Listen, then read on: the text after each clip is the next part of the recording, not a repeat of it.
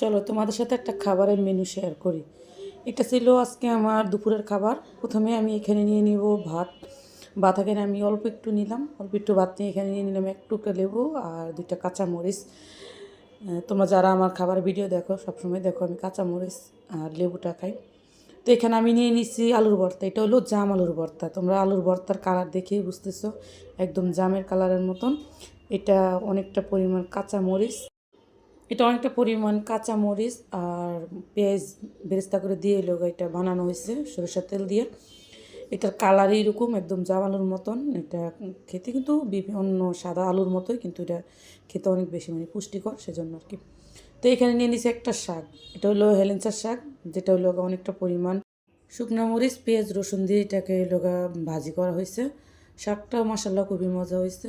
তো শাক খাওয়ার পর আমি এখানে অল্প একটু ভাত নিয়ে নিলাম।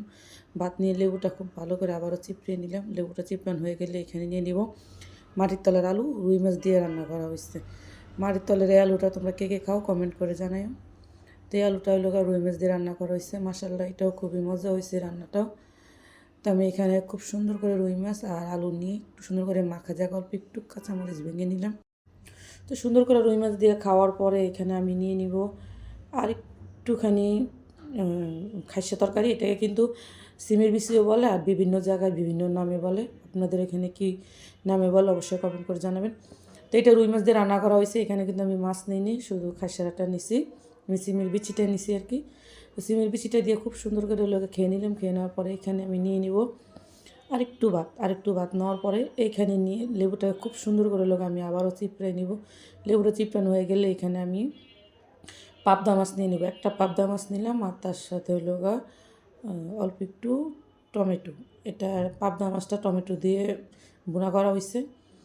তো আপনারা কারা কারা পাবদা মাছ খান অবশ্যই কমেন্ট করে জানাবেন। তো পাবদা মাছটা খুবই মজা হয়েছে। এখানে আমার আলুর ভর্তাটা অনেক বেশি ভালো লাগে, তো এখানে আমি আরেকটু আলুর ভর্তা নিয়ে নিছি। এখানে আরও তরকারি আইটেম ছিল, কিন্তু এত বেশি তরকারি আমার ভালো লাগতেছিল না, সেজন্য আর কিছু নিলাম না, এগুলো দিয়ে খাইয়া উঠে গেলাম।